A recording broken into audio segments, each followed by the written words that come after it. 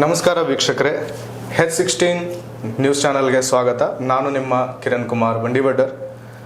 ಇವತ್ತು ನಿನ್ನೆ ನಡೆದ ಒಂದು ಪಾರ್ಲಿಮೆಂಟ್ನಲ್ಲಿ ಏನು ವಿವಿಧ ಭಾಗಗಳಿಂದ ಬಂದಂಥ ಏನು ಸಂಸದರು ಏನು ತಮ್ಮ ಬೇಡಿಕೆಗಳನ್ನಿಟ್ಟಿದ್ದಾರೆ ಕೇಂದ್ರ ಸರ್ಕಾರ ಮುಂದೆ, ಅದರ ವಿಚಾರವಾಗಿ ನಾವತ್ತು ಚರ್ಚೆ ಮಾಡೋದಕ್ಕೆ ನಮ್ಮ ಜೊತೆಗೆ ಇವತ್ತಿದ್ದಾರೆ ನಮ್ಮ ಹಿರಿಯ ಪತ್ರಕರ್ತರು MI ಜೋತಾವರ್ ಸರ್. ಅವ್ರಿಗೂ ಕೂಡ ಕಾರ್ಯಕ್ರಮಕ್ಕೆ ಸ್ವಾಗತಿಸೋಣ. ಏನು ನಿನ್ನೆ ಒಂದು ಸಂಸತ್ನಲ್ಲಿ ಕೃಷಿ ಬಗ್ಗೆ ಏನು ಡಿಸ್ಕಷನ್ ಆಗಿದೆ ಅದರ ವಿಚಾರವಾಗಿಯೇ ನಾವು ಇವತ್ತು ಮಾತಾಡೋರಿದ್ದೀವಿ. ನಿನ್ನೆ ಸಾಕಷ್ಟು ಜನ ತಮ್ಮ ಭಾಗದ ಸಮಸ್ಯೆಗಳ ಬಗ್ಗೆ ಮಾತಾಡಿದ್ದಾರೆ. ಆದರೆ ಕೃಷಿ ಅಂತ ಬಂದಾಗ ತಾರಿಕ್ ಅನ್ವರ್ ಎಂಬಂಥವರು ಬಿಹಾರ್ ರಾಜ್ಯದ ಕಟಿಹಾರ್ನವರು ಅನಾವೃಷ್ಟಿಯಿಂದ ಏನು ರೈತರಿಗೆ ನಷ್ಟ ಆಗಿದೆ ಅದರ ಸಂಬಂಧವಾಗಿ ಈ ಬೀಜ ಮತ್ತು ಗೊಬ್ಬರಗಳಂಥ ಉಪಯುಕ್ತ ವಸ್ತುಗಳನ್ನು ಕೇಂದ್ರ ಸರ್ಕಾರ ಫ್ರೀ ಅಥವಾ ಸಬ್ಸಿಡಿ ಮೂಲಕ ರೈತರಿಗೆ ವಿತರಣೆ ಮಾಡಬೇಕು ಅಂತ ನಿನ್ನೆ ತಾರಿಕ್ ಅನ್ವರ್ ಅವರು ಹೇಳಿದ್ದಾರೆ. ಇದ್ರ ಬಗ್ಗೆ ತಮ್ಮ ಅಭಿಪ್ರಾಯ ಏನು? ನೋಡ್ರಿ, ಇದು ಇಡೀ ದೇಶದ ಸಮಸ್ಯೆನೂ ಹೌದು, ಕೇವಲ ಬಿಹಾರ್ಗಂದಲ್ಲ. ಅವ್ರ ಕೈದ್ರಲ್ಲಿ ಅರ್ಥದ ಫ್ರೀಯಾಗಿ ಬೀಜ ಕೊಡಲಿ, ಔಷಧ ಕೊಡಲಿ ಅನ್ನುವಂಥ ಮಾತು. ಇವತ್ತಿನ ನಮ್ಮ ರೈತರ ಪರಿಸ್ಥಿತಿ ನೋಡಿದ್ರೆ, ಅವ್ರ ಮಾರ್ಕೆಟ್ ಇಲ್ಲದನ್ನು ನೋಡಿದ್ರೆ ಸರ್ಕಾರ ಕೊಡ್ಬೇಕಾಗಿದ್ದು ಅದರ ಕರ್ತವ್ಯ ಅಂತೇಳಿ ನಾವು ತಿಳ್ಕೊಳ್ತೀವಿ. ಅದು ಎಷ್ಟು ಮಟ್ಟಿಗೆ ಕೊಡ್ತಾರೆ ಸರ್ಕಾರ ಏನು ಅಂತ. ಯಾಕಂದ್ರೆ ಕಳೆದ 70-75 ವರ್ಷಗಳಿಂದ ಸ್ವಂತ ಸಿಕ್ಕರು ಸಹಿತ ಇವತ್ತಿಗೆ ನಾವು ನಮ್ಮ ರೈತರಿಗೆ ಅದನ್ನು ಕೊಡಪ್ಪ ಇದನ್ನು ಕೊಡಪ್ಪ ಅದಕ್ಕೆ ವ್ಯವಸ್ಥೆ ತೆಗಿತೀವಿ ಅಂತಂದ್ರೆ ನಾವು ಕೈಗೊಂಡಂಥ ಆರ್ಥಿಕ ಸುಧಾರಣೆಗಳು, ರೈತ ಪರ ಇದ್ದಂಥ ಆರ್ಥಿಕ ಸುಧಾರಣೆಗಳು ಸರಿಯಾಗಿಲ್ಲ ಅಂತ ತೋರಿಸ್ಕೊಡ್ತದೆ. ಮತ್ತು ಪ್ರತಿ ವರ್ಷವೂ ಇಲ್ಲೇ ನೆರೆ ಹಾವಳಿ ಆಗ್ತದೆ, ಅತಿವೃಷ್ಟಿ ಆಗ್ತೈತಿ, ಅನಾವೃಷ್ಟಿ ಆಗ್ತದೆ. ಪ್ರತಿಯೊಂದು ನೈಸರ್ಗಿಕ ದಾಳಿಗಳಿಂದ ರೈತ ನಲಿಗೆ ಹೋಗ್ತಾ ಇರ್ತಾನೆ. ಅದಕ್ಕೆ ಅವ್ರಿಗೆ ಕೇಳಿದಾರೆ, ಮೋಸ್ಟ್ಲಿ ಅದೇನು ದೊಡ್ಡ ಒಂದು ಪರಿಹಾರ ಆಗಲಿಕ್ಕಿಲ್ಲ, ಬಟ್ ಅದು ದೊಡ್ಡದಾಗಿದೆ. ರೈತ ಸರ್ಕಾರ ದೃಷ್ಟಿಕೊಂಡು ಒಂದು 50-55 ಲಕ್ಷ ಕೋಟಿ ರೂಪಾಯಿದ್ದು ಬಜೆಟ್ ಮಾಡಿದ ಸರ್ಕಾರ, ಅದಕ್ಕೇನು ದೊಡ್ಡದಲ್ಲ. ಬಟ್ ಅದರಲ್ಲೇ ಕೃಷಿಗೆ ಭಾಳ ಕಡಿಮೆ ಒಂದು ಅಮೌಂಟ್ ಇಟ್ಟಿದ್ದರಿಂದಾಗೆ ಇವು ಎಷ್ಟು ಮಟ್ಟಿಗೆ ಆಗ್ತಾವ ಏನು ಅನ್ನೋದು ಸಹಿತ ಅಷ್ಟು ಪ್ರಶ್ನೆ ಅದ. ಬಟ್ ಅದು ಮಾಡುವಂಥ ಸಾಧ್ಯತೆಗಳು ಅದಾವ. ಕೇಳಿದಾರೆ ಅದು ಮಾಡ್ಬೋದು, ಅದು ಮಾಡಿದ್ರೆ ಹೋಗ್ಬೋದು. ಕೆಲವೊಮ್ಮೆ ಕೊಡ್ತಾನೆ ತಪ್ಪಿಸ್ಕೊಂಡಂಥ ಸಾಕಷ್ಟು ನೋಡ್ತಾ ಬಂದಿದ್ದಾಗ ಸಮಸ್ಯೆಗಳು ಹೋಗ್ತಾ ಬಂದಿದ್ದಾವೆ. ಹೀಗಾಗಿ ಅವರ ಬೇಡಿಕೆಗೆ ಅಲ್ಲಿಯ ಸಂಬಂಧಿಸಿದಂಥ ಮಿನಿಸ್ಟರ್ ಉತ್ತರ ಕೊಡಬೇಕಾಗ್ತದೆ. ಮೋಸ್ಟ್ಲಿ ಈಗಂತೂ ಎಸ್ ಅನ್ಬೋದು, ಬೇಡ ಏನೋ ತೊಂದರೆ ಹೇಳ್ಕೊಬೋದು ಅಂತ ಅನಿಸ್ತದೆ. ಇದೇ ರೀತಿ ಇದಕ್ಕೆ ಸಂಬಂಧಿಸಿದ ಅಥವಾ ಮುಂದುವರೆದ ರೀತಿಯಲ್ಲಿ ಪ್ರಣತಿ ಶಿಂದೆ ಸೊಲ್ಲಾಪುರನವರು ಏನು ಹೇಳಿದಾರೆ ಅಂತಂದರೆ, ವಿವಿಧ ಬೆಳೆಗಳನ್ನು ಬೆಳೆದ ರೈತರಿಗೆ ಅಂದರೆ ತರಕಾರಿ, ಹಣ್ಣು ಹಂಪಲು ಮತ್ತು ಇನ್ನಿತರ ಧಾನ್ಯಗಳನ್ನು ಬೆಳೆದ ರೈತರಿಗೆ ಅಲ್ಲೂ ಕೂಡ ಮಳೆ ಇನ್ನಿತರ ಯಾವುದೋ ಒಂದು ರೀತಿಯಲ್ಲಿ ತೊಂದರೆಯಾಗಿ ಏನು ನಷ್ಟ ಆಗಿದೆ ಅವ್ರಿಗೂ ಕೂಡ ಸಾಲ ಮನ್ನಾ ಮಾಡಬೇಕು ಅಂತ ಹೇಳಿದ್ದಾರೆ. ಇದು ನೋಡ್ರಿ, ಸಾಲ ಮನ್ನಾ ಮಾಡಬೇಕು ಸರಿ ಅದ. ಹೆಚ್ಚು ಕಡಿಮೆ 2-2.5 ಲಕ್ಷ ಕೋಟಿ ರೂಪಾಯಿ ಸಾಲ ಅದ ರೈತರು. ಆ ಸಾಲ ಮನ್ನಾ ಮಾಡೋ ವಿಷಯ ಬಂದಾಗ ಮಾತ್ರ ನಮ್ಮ ಕೇಂದ್ರ ಸರ್ಕಾರಗಳು ಯಾಕೋ ಏನೋ ಸ್ವಲ್ಪ ತಲೆ ಹೋಗಿತಾವೆ. ಇಲ್ಲಪ್ಪ ಲಾಸ್ ಆಗ್ತದೆ, ಹಾನಿ ಆಗ್ತದೆ ಅಂತೇಳಿ. ಆದರೆ ಅದ ಈ ಕಾರ್ಪೊರೇಟ್ಗಳದ್ದು 18 ಲಕ್ಷ ಕೋಟಿಯವರು 16 ಲಕ್ಷ ಕೋಟಿ ಮನೆ ರಿಟರ್ನ್ ಅಪ್ ಮಾಡಿದ್ದಾರೆ. ರೈತರದ್ದು ಬಂದಾಗ ಸಮಸ್ಯೆ ಶುರು ಆಗಿಬಿಡ್ತದೆ. ಅದನ್ನು ಮಾಡ್ಬೇಕಂತೇಳಿ ಪ್ರಣತಿ ಶಿಂದೆ ಅವ್ರಿಗೆ ಕೇಂದ್ರದಲ್ಲಿ ಅರ್ಥದ. ಯಾಕಂದರೆ ಸಾಲ 2-2.5 ಲಕ್ಷ ಕೋಟಿ ರೂಪಾಯಿ ಸಾಲ ಅದ, ಅದೇನು ದೊಡ್ಡದಲ್ಲ. ಈ ಹಿಂದೊಮ್ಮೆ UPA ಸರ್ಕಾರದಾಗ ನಮ್ಮ ಸೋನಿಯಾ ಗಾಂಧಿ ಅವರು ಅದನ್ನು ರೈತರ ವೇವಾಪ್ ಮಾಡಿ ಸಾಲ ಮನ್ನಾ ಮಾಡಿ ಅವ್ರಿಗೆ ಬದುಕೋದು ಒಂದು ಹಾದಿ ಮಾಡಿ ಕೊಟ್ಟಿದ್ರು ಅನ್ನೋದು ಇತಿಹಾಸದಲ್ಲಿದ್ದು. ಬಟ್ ಈಗ ಮೋಸ್ಟ್ಲಿ ಇವ್ರು ಎಷ್ಟು ಮಟ್ಟಿಗೆ ಮಾಡ್ತಾರೋ ಮೋದಿಯವರು. ಯಾಕಂದ್ರೆ ಇಲ್ಲಿವರೆಗೆ ಬಂದು ನೋಡಿದ ಪ್ರಕಾರ ಇಷ್ಟರಲ್ಲಿ ಮಾಡಬೇಕಾಗಿತ್ತು ರೈತರಿಗೆ.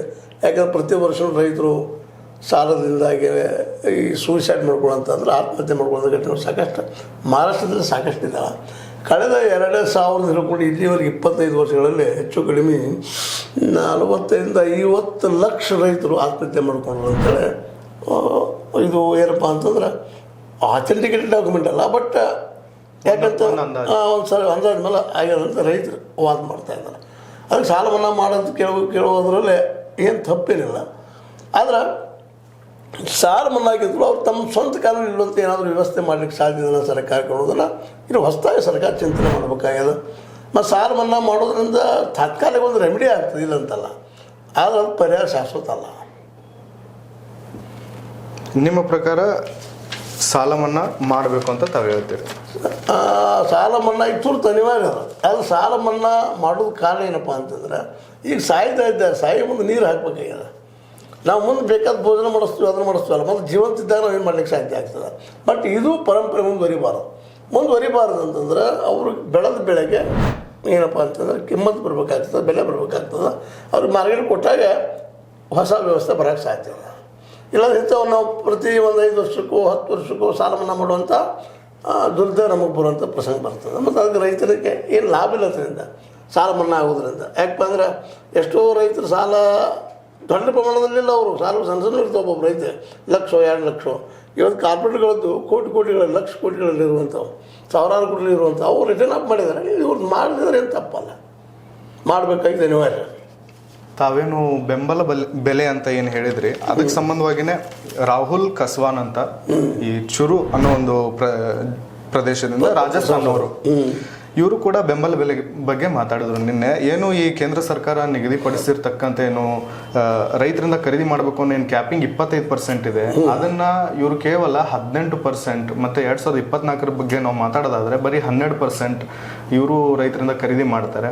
ಇದು ಅಲ್ಲದೆ ಸರ್ಕಾರ ಒಂದು ನಿರ್ದಿಷ್ಟ ಕಂಪನಿಗಳಿಗೆ ಮಾತ್ರ ಕಾಂಟ್ಯಾಕ್ಟನ್ನು ಕೊಡೋದು, ಜೊತೆಗೆ ಈ ರೈತರು ಬೆಳೆದ ಏನು ಉತ್ಪನ್ನಗಳಿದೆ ಅವರು ಸರ್ಕಾರಕ್ಕೆ ಮಾರಬೇಕು ಅಂದಾಗ ಒಂದು 10-15 ಸಾವಿರ ರೂಪಾಯಿಗಳನ್ನು ಕೊಡದೆ ಹೋದ್ರೆ ಅವ್ರ ಉತ್ಪನ್ನಗಳನ್ನು ತೂಕಕ್ಕೆ ಸಹಿತ ಹಾಕೋದಿಲ್ಲ ಈ ಒಂದು ಮಿಡಲ್ ಮ್ಯಾನ್ಗಳು. ಈ ಥರ ಒಂದು ಪರಿಸ್ಥಿತಿ, ಇವರು ಅದನ್ನೇ ಬೇಡಿಕೆ ಇಟ್ಟಿದ್ದಾರೆ. ಇದನ್ನೆಲ್ಲ ಬಗೆಹರಿಸಬೇಕು, ತಾವು ಪಾರದರ್ಶಕತೆಯನ್ನು ತರಬೇಕು. ಆಮೇಲೆ FPOಗಳನ್ನು ತಾವು ಅಂದರೆ FPOಗಳಿಗೂ ಕೂಡ ತಾವು ಪ್ರಾಮುಖ್ಯತೆಯನ್ನು ಕೊಡಬೇಕು ಅಂತ ಹೇಳಿದ್ರು. ಇದ್ರ ಬಗ್ಗೆ ತಾವೇನು ಹೇಳ್ತೀರಿ? ನೋಡ್ರಿ, ಮೊದಲದಾಗಿ ಬೆಂಬಲ ಬೆಲೆ ಕಾನೂನು ಆಗಲೇಬೇಕಾದ ಅನಿವಾರ್ಯ.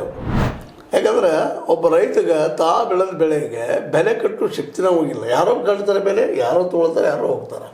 ಇದರಿಂದಾಗಿ ಈ ಸ್ವತಂತ್ರ ಸಿಕ್ಕಾಗಿಂದು ಇವತ್ತಿನವರೆಗೆ ರೈತ ನಮ್ಮಲ್ಲೇ ಬಡತನದ ಮೇಲೆ ಬಂದಿಲ್ಲ, ಸಾಲ ಹರ್ಕೊಂಡ ಮೇಲೆ ಬಂದಿಲ್ಲ. ಯಾಕಂದ್ರೆ ಈಗ ಉದಾಹರಣೆಗೆ ಒಂದು ನಿಮ್ಗೆ ಹೇಳ್ತೀವಿ, ಕಬ್ಬು ಲಾಭದ ಬೆಳೆ ಅಂತ ಎಲ್ಲರೂ ಹೇಳ್ತಾರೆ.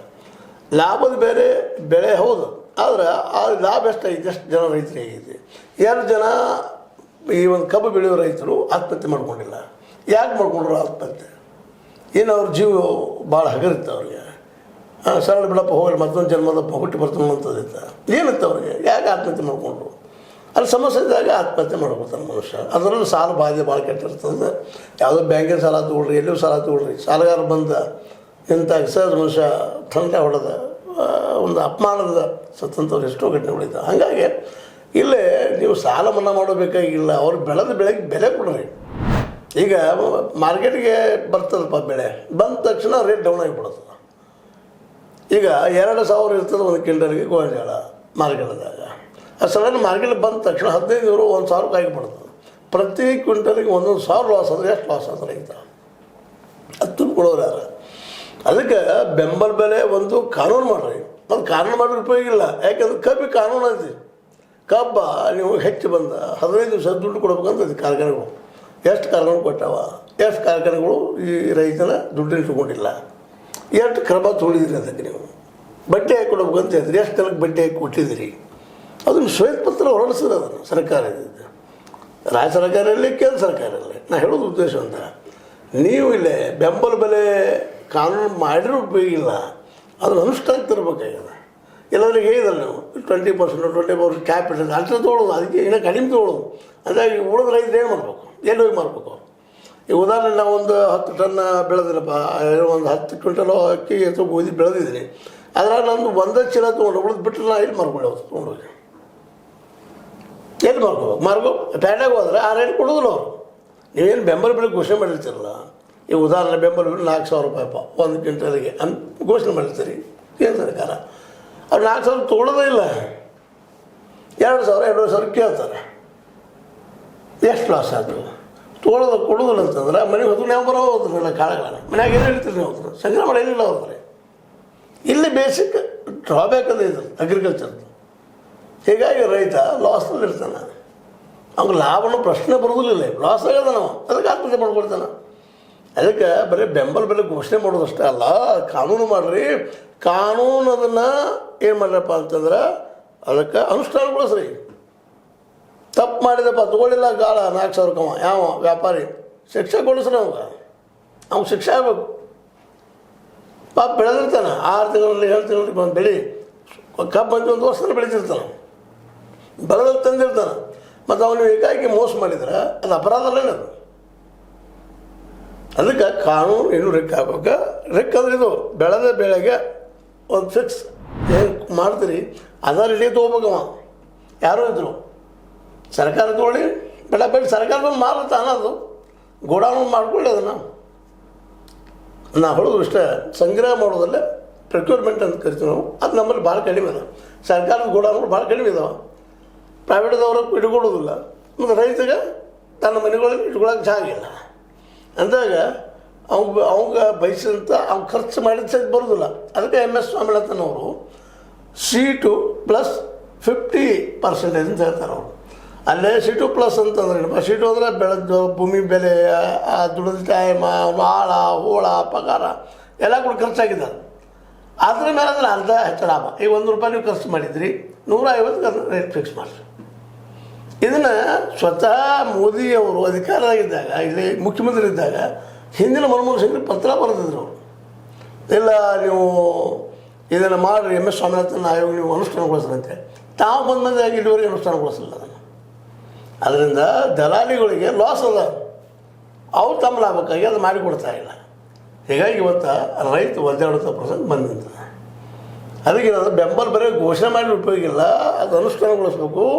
ರೈತಗೆ ಬೆಲೆ ಸಿಗಬೇಕು ಅಂದರೆ ಪ್ರೈವೇಟ್ದವ್ರು ತೊಗೊಳ್ಳಿ, ಬೇಡ ಸರ್ಕಾರ ತೊಗೊಳ್ಳಿ. ಇಲ್ಲ ಸರ್ಕಾರ ತಾನ ತೊಗೊಂಡು ಮಾರಲಿಲ್ಲ ಅವ್ರಿಗೆ, ಏನು ತಪ್ಪು ಇಲ್ಲಪ್ಪ ಅಂತಂದ್ರೆ ಇನ್ನೊಂದು ಪರಿಹಾರ ಏನಪ್ಪ ಅಂದ್ರೆ ಪ್ರತಿಯೊಂದು ಹಳ್ಳಿಗೂ ಕೂಡ ಕಟ್ಟಿಸ್ಕೊಟ್ಟು ಬಿಟ್ಟು ರೈತರಿಗೆ ಯಾವ ಬೇಕಾಗ್ತಾರೆ ತೊಗೊಂಡು ಹೋಗ್ತಾನೆ, ಅದಕ್ಕೆ ತೊಗೊಂಡು ಬರ್ತಾನೆ ಹೋಗಿ ರೈತರ ರೇಟ್ ಏನು ಫಿಕ್ಸ್ ಮಾಡ್ತಾನೆ. ನಿಮಗೂ ಇದ್ರ ಪ್ರಾಬ್ಲಮ್ ಇಲ್ಲಲ್ಲ.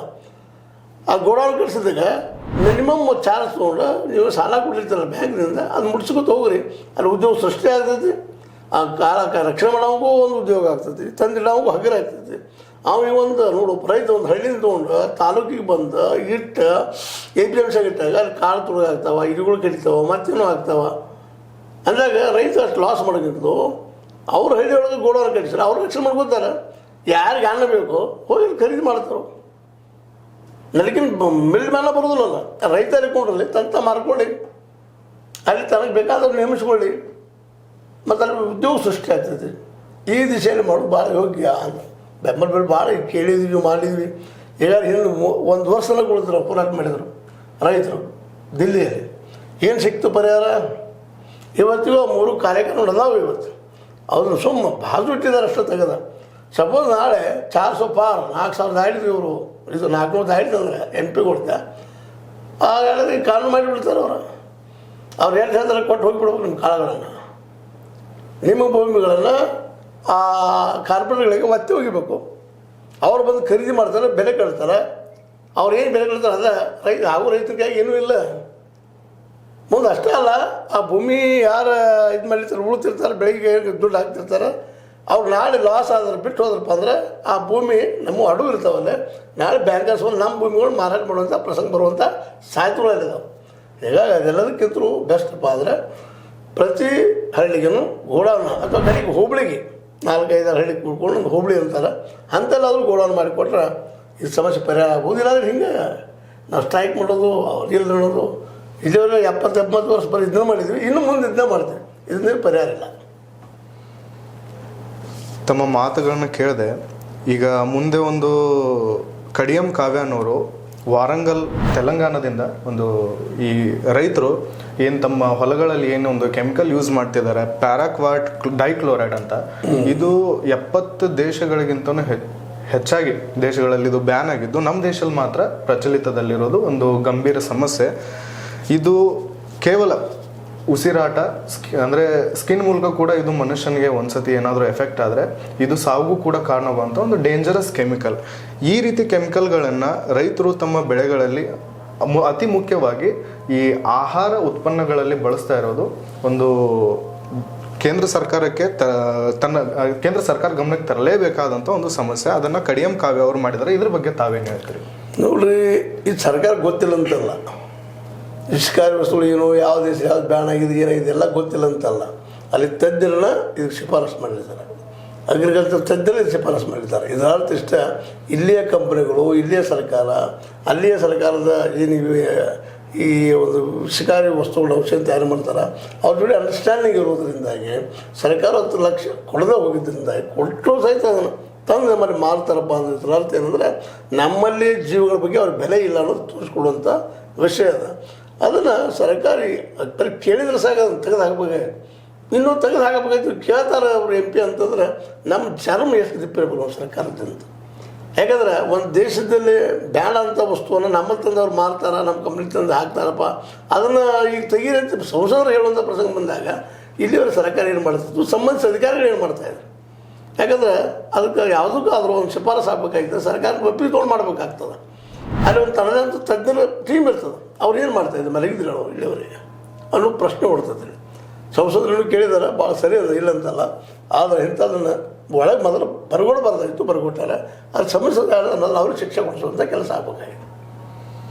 ಈ ಎಲ್ಲ ವಿಚಾರಗಳನ್ನ ನೋಡ್ತಾ ಇದ್ರೆ ಒಂದು ಸಮಸ್ಯೆಗೆ ಇನ್ನೊಂದು ಸಮಸ್ಯೆ ಯಾವ ಪರೋಕ್ಷ ಅಥವಾ ಪ್ರತ್ಯಕ್ಷವಾಗಿ ಒಂದಕ್ಕೊಂದು ಸಂಬಂಧ ಇದೆ ಅಂತ ನನಗೆ ಅನ್ನಿಸ್ತಾ ಇದೆ. ಇದಕ್ಕೆ ತಾವೇನು ಹೇಳ್ತೀರಿ? ನಿಶ್ಚಿತವಾಗಿ ಒಂದಕ್ಕೊಂದು ಸಂಬಂಧದ ಇಲ್ಲಿ ಆಡಳಿತ ವ್ಯವಸ್ಥೆಗೆ, ಅಲ್ಲಿ ಆಡಳಿತ ವ್ಯವಸ್ಥೆ ಭ್ರಷ್ಟಾಚಾರದ ಭ್ರಷ್ಟಾಚಾರದ ಅಧಿಕಾರಿಗಳು ಏನೇನೋ ವಿಷಯಗಳನ್ನ ಅಪ್ರಸ್ತುತ ವಿಷಯಗಳನ್ನ ತಂದು ಹಾಕಿ ಮಾಡ್ತಾ ಇರ್ತಾರೆ ವಿನಃ ಇಲ್ಲಿಯ ಆಹಾರಕ್ಕಾಗಿರ್ಬೋದು, ಇಲ್ಲಿ ರೈತರಿಗಾಗಿರ್ಬೋದು, ಇನ್ನೊಂದಕ್ಕಾಗಿರ್ಬೋದು ಒಳ್ಳೆ ಆಗುವಂಥ ಪೂರಕವಾಗುವಂಥ ಕೆಲಸಗಳನ್ನು ಮಾಡ್ತಾ ಇಲ್ಲ ಅನ್ನೋದು ಇದು ಸ್ಪಷ್ಟ ಆಗ್ತದೆ. ಅದಕ್ಕೆ ಸರ್ಕಾರ ಇದ್ರ ಬಗ್ಗೆ ಇನ್ನಷ್ಟು ಜಾಗೃತಿ ವಹಿಸಿ ತಡೆಯುವಂಥ ಕೆಲಸ ಮಾಡಬೇಕು ಅಂತೇಳಿ ಈ ಸಂದರ್ಭದಲ್ಲಿ ನಾವು ಹೇಳಬೇಕಾಗ್ತದೆ ಅಷ್ಟೇ. ಧನ್ಯವಾದಗಳು ತಮಗೆ.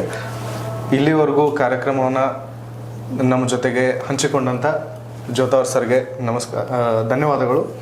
ಈ ವಿಡಿಯೋ ತಮ್ಮೆಲ್ಲರಿಗೂ ಇಷ್ಟವಾಗಿದ್ದರೆ ಲೈಕ್, ಸಬ್ಸ್ಕ್ರೈಬ್ ಮತ್ತು ಶೇರ್ ಮಾಡೋದನ್ನು ಮರಿಬೇಡಿ. H16 ನ್ಯೂಸ್, ಇದು ಸತ್ಯದ ಕೈಗನ್ನಡಿ. ವಂದನೆಗಳು.